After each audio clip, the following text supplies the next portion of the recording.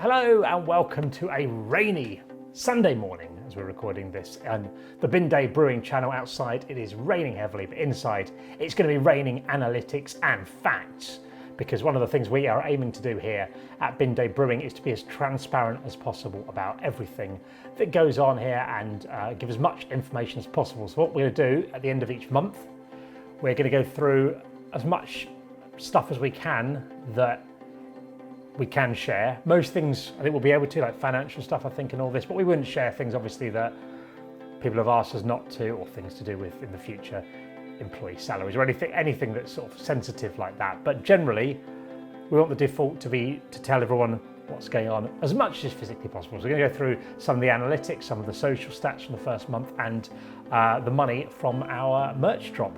So let's get going. Hi Mike, how you doing? I'm good. How you doing? Very well, thank you. We're here to talk analytics. So let's go through things. Let's start off with the beginning then. First of all, go through some of the social media stuff and all this, and the very announcement of the brewery. So the plan with this thing, I think, for viewers is that we're going to do this at the end of each month. We'll go through all of our stats and facts and all this and share as much information as we can about what we're going on. But if we start off with the social media things, first of all, let's have a look at that first announcement tweet. So the first thing we put out was a tweet on my Twitter and also on my Instagram that explained that basically was one of those meme, how it started, how it's going things. And so let's have a little look at that now and see what sort of range that got. Here's the engagements. Here's all the facts from the tweet. 414,000 impressions. You think you hate impressions, don't you, as a stat, Mike? Yeah, look, that's a really impressive number. And I should say that I've not heard any of these numbers yet. So this is all very exciting for me. So I'm, as a marketeer, impressions, which is basically alleged eyeballs on something. So someone says you had, for example, 10 impressions, it means it's appeared in front of 10 people, although the science behind that is pretty dodgy to start with. But the point is, impressions, and the reason I don't like them is because they're often used by marketeers to cover up the fact that no one's actually engaged with something, and that's what you really want at the end of the day. So impression, particularly at this stage, impression is great because it theoretically is getting us in front of people, and when we're brand new and all the rest of it. But it's a statistic that's used by evil people, frankly, by Satan, marketing people, by Satan's marketers to confuse people. Anyway, yes, tell me how many people who saw us. Okay, so 414,000 people impressions there. So it's a metric that has some interest but isn't the key one. Is that correct? As a marketeer, I would say so. I think the fact that we're brand new, it's important because it means we're allegedly appearing in front of people and people are becoming aware of us as a brand. Okay. Right? So yeah, great stuff. That is fantastic. Okay, let's go on to engagements in that thing. And this, I think you will be more impressed with, 95,000 engagements. So that's almost 1 in 4 people engaged with the tweet. How's that stack up? So that's incredible. So what were the impressions again? Sorry, I know we 414,000. 414,000. And 95,000 engagements. A 25% engagement rate. And so basically they've done something with the tweet. They clicked on it to open something up, or they've clicked on a link. That's insane. You know, you can be happy in some digital marketing campaigns, like social media marketing campaigns. You can be really happy with 2 or 3%. Okay. So that's crazy, and that's brilliant. That's the gold people get on my Twitter, though. They know when there's something good. Out of that, just to give you some more stats into that, dig deeper into it, 76,000 media engagements. That's people clicking on the images in there to open them up and have a look. Fantastic. Yeah. 4,000 people clicked on my profile. Okay, so there's another tweet that later on that day, which was just me announcing the video essentially and saying I started first brew with a new brewery, Bin Day Brewing. That one, 189,000 impressions, a slightly less impressive 6,000 engagements. That's still a lot of engagement. Yeah. Something people have never heard of before. Yeah. 329 link clicks and other malarkey. But yeah, there we go. Okay, so that's the initial my Twitter stuff. While we're here, let's just flick over to the Bin Day Twitter and have a look there and see how that did. we'll just go over headline stats now. 1,746 followers, which I think is pretty good for a fledgling Twitter. Fantastic. More than I built in 10 years, if it's any consolation, in 10 days. Wonderful. Let me find out what was our first tweet there. Our first tweet was just saying, thanks for the lovely message. How the last few days, and it was showing a blog about why we're starting the brewery. That had, still not bad for a new Twitter account, 41,000 impressions and 1,700 engagements. Yeah. It's amazing that it's appearing in front of so many people. Yeah. I know I'm really cynical about impressions, but for a new brand to be able to say you've got that potential reach immediately is fantastic. Wonderful. Okay, let's go on to YouTube here, and let's start off first of all on my YouTube channel here, and let's have a little look at the individual videos. So the first video we put out around the brewery was the announcement video of what we're up to, and we'll show this now. So 61,600 views is the key stat there, which is a lot. 6,000 hours of watch time. Now, in terms of YouTube, the sort of views and subscribers are sometimes a little bit misleading in terms of money. I think the key stat that YouTube really looks at is watch time, because they want to have many people watching stuff for as long as possible, so they can essentially play more adverts to them. Yeah. So, I mean, we don't have, my channel, I've got adverts, the Bin channel won't have at the minute. 6,000 hours of watch time. And to give you an idea of what that means, if you want to be monetized on YouTube, you have to have 1,000 subscribers and 4,000 hours of watch time. Right. It took me over a year. Was it over a year? Maybe not over a year. It took me probably about 6 months, I think, to get 4,000 hours of watch time. And this video's got 6,000. So that's good. That's good. Interesting enough, 893 people subscribed to me from this video. Fantastic. Which is quite good. We're going to look at some of the other bits here. Average person watches nearly 6 minutes of the video. And how does that to me sounds really good, but from a sort of YouTuber perspective, I mean, it depends. It's less than my channel normally gets, but bear in mind, a lot of my videos are walking videos that can be 45 minutes to an hour long. So people watching 6 minutes of I'm not sure how long this video is, 18-minute video, wherever it is all right, I think. Well, in fact, you've got to start here. The average percentage viewed is 36% of it. And I think in its own way, you're asking more of people with this video, because your walking tend to be with like celebrity YouTube types, right? So this is asking people to engage with something completely different. Yeah, I mean, it varies a lot across the channel. There's some videos that I do that are sort of more for people who already watch stuff, and others are for a new audience. So, for example, if I do a video where I'm going through Shed, that's people aren't going to search mangoes through Shed. So that'd be for people who already watch. Whereas if I'm doing something that has a title that's a bit more clickbaity, like the best ski resort in North America, I'm aiming that to a new audience as well as existing people. Yeah. So yes, that's that. So have you got a calculator here, Mike? We can add up views across these videos, or a bit of paper if you want to go old school. The short answer to that is no, but I could probably... Okay, let's do it in our head. 61,500 is the first one. So 61,000 on that. The second video here had 21,000 views. That's 2,000 hours of watch time. So that's so we're up to what, 83,000 odd ish. Yep.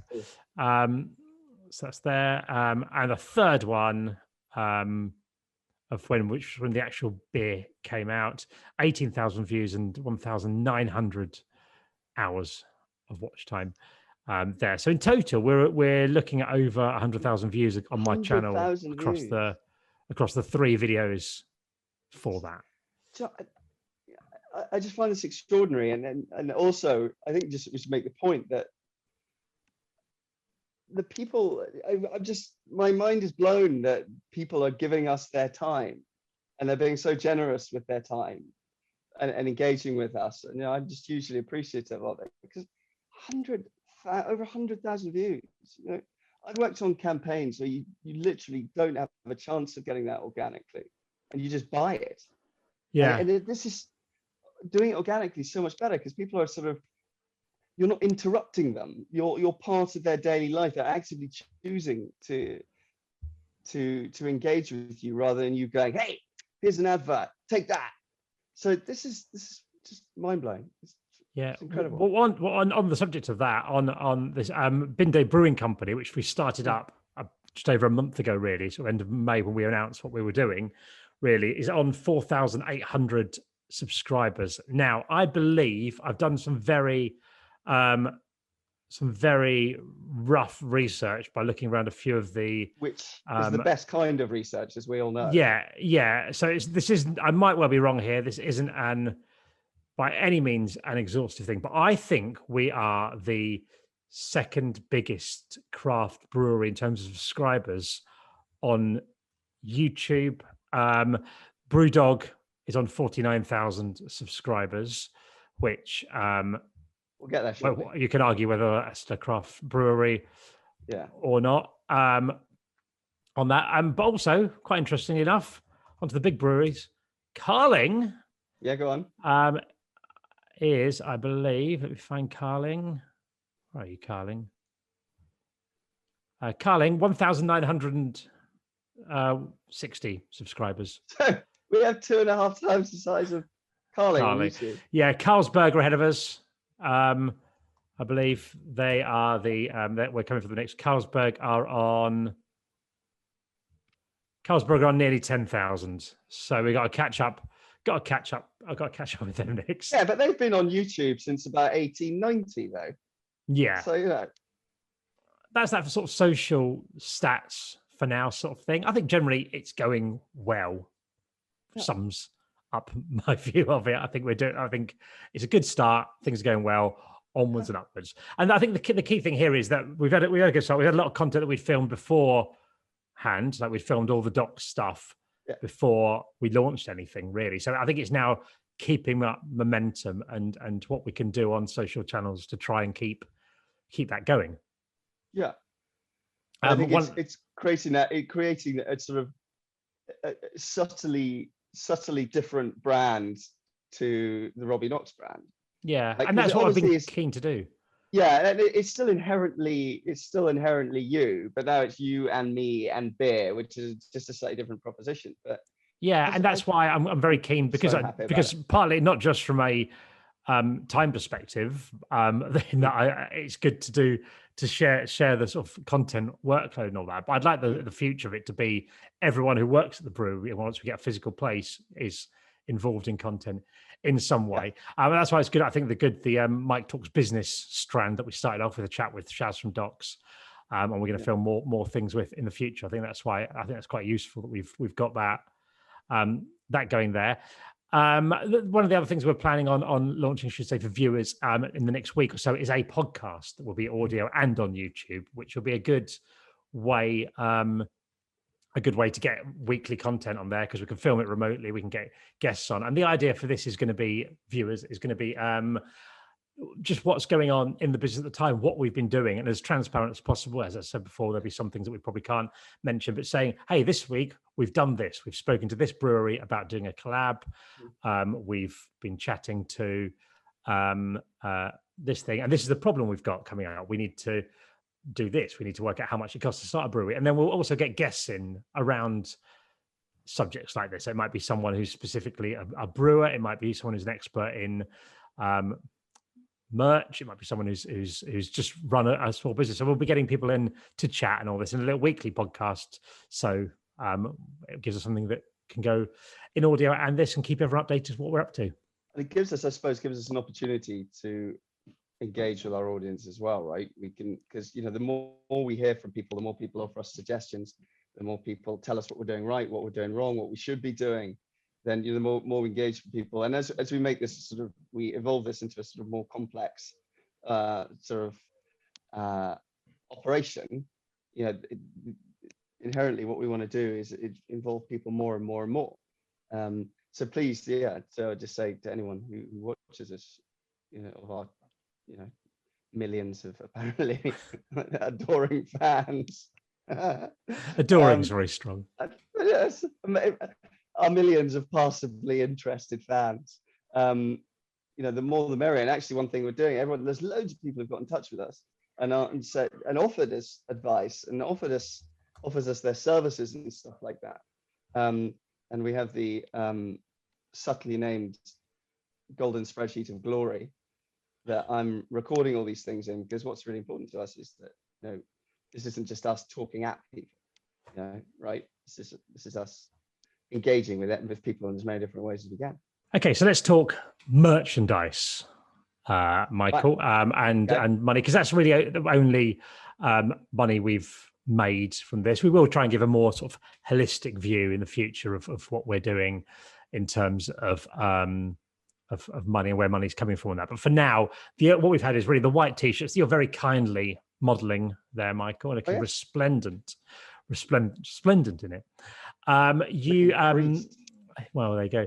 They don't come creased, but they might do because they've just gone through the post.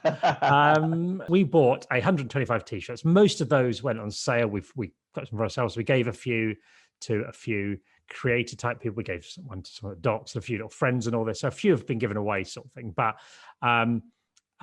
essentially, we spent, how much did I say it was, Mike? Was it £840? 800 something, yeah. £840 on merchandise. That includes VAT. We're not VAT registered at the minute because we don't need to be, and because we're going to be selling direct to consumer, it's beneficial to leave it as late as possible to register for VAT, because essentially that money's going to get lost, because that's the money that that you charge onto this. If you don't know how VAT works, if you're a business, it's the end consumer that pays it. So if we bought something from a business, we get the VAT back on that, because it's the end consumer that pays VAT. Have I explained that well, Mike? I think so. Yeah, basically. And if we are as a company earning over a certain amount, which I think is around about 80 grand, I think, you have to register for VAT. And then you have to start putting VAT on top of your prices, which means you're adding 20% to all your items. Well, by and large. So yeah, basically, and it's ultimately the end consumer that has to pay that. But the government makes sure that everyone doesn't pay it down the line. So the person we don't pay it when we buy it off our distributor, the end consumer does. And that's just how the system works. Marvelous. So £840 on that. I'm just going to look on my phone, just because it's easier, because I've got my bank app here to have a look roughly how much we've spent on postage. The way you've put that in front of the camera, it looks like epic product placement. What, the phone? Yeah. It's just on your thing. Right, post office. I'm not sure if we've spent anything anywhere else. Have you spent anything at the post office that you haven't put through here, Mike? I don't think you have. We've spent in total. Yes, I did. The only things I've not on t-shirts. No. Okay. So £250 roughly, £247 we spent on postage. So add that to 840. We are talking about £1,100 roughly on total costs for the merch. And we have total sales I can reveal of £2,499.32. Which means roughly £1,400 in theory profit, but then there are other costs as well on top of that. For example, the Shopify store, we pay, rough idea, Mike, can you remember how much we pay a month? It's $30? $30. Yeah, I think it's about right. $30 US. Yeah. For that. There's also the time it costs to package it all. We've got them all in my spare room, essentially. So it took us, for most of these that were sold in one day, it took us about half a day to package them all up and get them sent out and take them to post office and all that. So there's time there. And also, you've got to bear in mind that in the future, there'd be VAT. So 20% you'd be adding on top of that as VAT. So if you sell it at the same price, you'd be losing a big chunk of that. But either way, I think it's a good thing to help cover the costs in these early days where we're looking. Good. And I think it's because this whole B2C, this business to consumer type business is new to me, because I've always done business to business stuff in the past. So businesses selling to other businesses rather than to the end consumer. And it's really interesting to see how many little how many little things along the journey of, just a t-shirt, just chip away at any money that you make on it. So when people buy on PayPal, PayPal takes a chunk of the the final cost as well. So you're losing a bit there. You know, you and I have spent, you know, at least a day together just packaging. So that's an equivalent of a day's pay is then lost in packaging. So I think this is really good for me, at least, because it gives me a much better insight into whenever I buy something, quite how much time and effort and how many inputs there are. Then you suddenly go, okay, now I understand why something costs 20 quid or 30 quid or whatever it is. And we lost a lot of sales, I think, by not having stock. They sold out in a day or two, all these T-shirts. And obviously you can't just get T-shirts arriving the next day, essentially. You have to, it takes a while to print. They've got backlogs, sort of things. There's a few weeks, I think possibly about 3 weeks, maybe lead time on it. So what we've done then, we've reordered a similar number of T-shirts again in the white T-shirts. And we've also ordered, so they're on the site now, black T-shirts that should be up this week if they're not already on the bindaybrewing.com site. And also for the future, expecting about 6 weeks' time, we've got some glassware. So it's basically nice, cool looking 2/3 of a pint glasses with Bin Day Brewing logo on it that we're going to be able to sell in the future as well. And I think the idea of the merch for now is just to sort of help cover a lot of the costs of traveling around and brewing and doing things like that, because the beer brewing itself at this stage isn't going to make a huge amount of money from these collabs that we're doing. So I think it's just a nice way of sort of not going bankrupt. Yeah, but it's also, I mean, on a happier note, it's a great way to start, you know, helping sort of build and cement our little community of Bin Day brewers. You know, because when we were up at the launch for the beer up in Grimsby, up at Docks, genuinely, I'm kidding you not, one of the happiest moments of my life was we had our little green room, our little celebrity area at the back, it was raised, it was up on a balcony. I was standing just sort of surveying my kingdom from the balcony, and this guy came in wearing one of these T-shirts, and it absolutely blew me away. I was like, look, there's someone actually, because obviously we put them in bags and they disappear, but actually seeing someone in one was such a joy. So thank you, sir. Thank you very much. Ian Skillcorn, that was. Day. Ian, I spoke to him afterwards. The other thing that I do for all my merch stuff, and I've been doing with these as well, and will continue to do until it becomes no longer possible, is write little notes on the packing slips. Yeah. Like even if it's just say thanks for the support or something, or it might be a fact about where they live or something, or an experience that I've got of that town or something like that, or anything at all, just a little note thing. Because I think people do sort of appreciate that personal thing. And it was amazing how many people are posting on social media about the note they've got. Someone framed one, didn't they? Yeah, a few people framed these things, I think. And why not? Why not? In case of emergency, break glass. Exactly. So essentially that's, and I mean, we'll, as I say, in the future, we'll try and give a more full view of finance stuff like that. But essentially, there's two reasons why we're just doing the merch here. One, that's all that we've really sold, so we might as well just focus on that. But also, I've not updated the accounts yet this month, which I should have done really to check exactly how much money and reconcile the bank account and all that sort of stuff.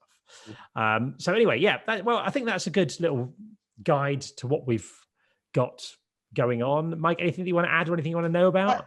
I think there's one thing I think if you're up for it, I think it's worth having a quick word about, which is, well, we're talking about costs and pricing and all the rest of it, which is beer itself, right? We sold Valencian Tip Run at £4.10 a can, right? So you're looking at about 26 quid plus postage for a 6-pack, right?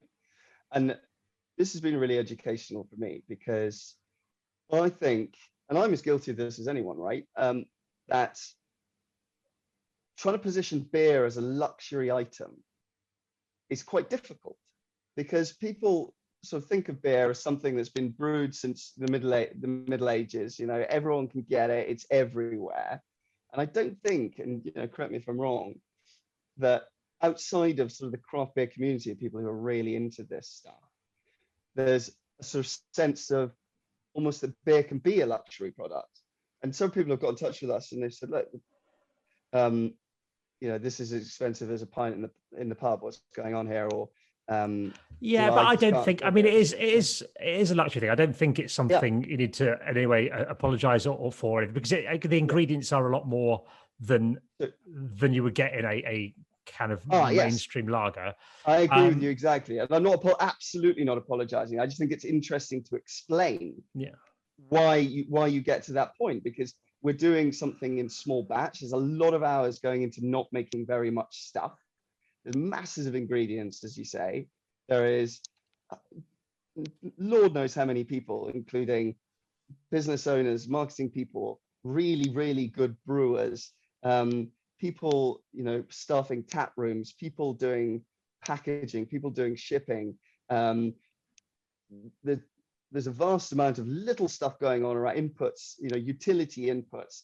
And actually, if anyone's, you know, really, really interested in this, then, you know, we've got a wee blog on our site that explains everything that goes into making a can of Valencian tip run. But one of the interesting stats was, you know, around, you know, just boiling the water. We boil 6,000 liters of water to make this. And then there's gas. The canning has to be outsourced. You know, we've got to design. We've got designing labels using agencies. There's just so many people involved in this, and it's really interesting. And again, I just think there's an interesting educational piece, particularly for me. You know, just understanding what goes into making what people quite often, I think, just think of liquid in a can. I think it would It's be good not. down It's the much line. more than that. I think we get Yeah. down the line to do a breakdown of exactly the pricing, particularly we've got our own facility, because the margin on beer isn't huge. Do you know what I mean? It's not, you're not making a massive amount per can sort of thing. So it'd be quite good, I think, down the line to explain Yeah. how it all works and all that sort of Yeah. stuff. But I think just the point is, it is it's a luxury product in Yeah. terms of what it is. Yeah. And When people have commented on that to me, I've just said, absolutely, don't buy it. It is a luxury product. It is quite expensive, but it's yeah, expensive because it has a lot more ingredients in it and a lot more care goes into it than care is the wrong word. That's not fair on the big brewers, but it's a lot more. Well, there's a lot for most sort of pale ales and IPAs from sort of craft breweries. There's a lot more hops than going into it. it's Amongst really other labor things. intensive. Yeah. Nice. All right. Well, cool. Well, I think that's enough stats for everyone. I hope you're all giddy and full of stats and analytics. Let us know in the comments down below if there's anything that we think we've missed out, anything that you'd like to know in future months when we go and do a little recap of what we've been doing. If there's anything I think we've not covered, anything that we glossed over, just let us know down below. And we'll be back next month with an update on how we're doing. Well, hopefully we should have some more finance related stats for you as well. We'll also look out. Podcast should be out this week once we've worked out exactly what we're doing for it. Say bye, Mike. I'll say bye, and I'll also just say a massive thank you to everyone who's engaged with us. We are so chuffed and so happy with it, and all of this is entirely impossible without you. So thank you and goodbye. Polite, isn't he?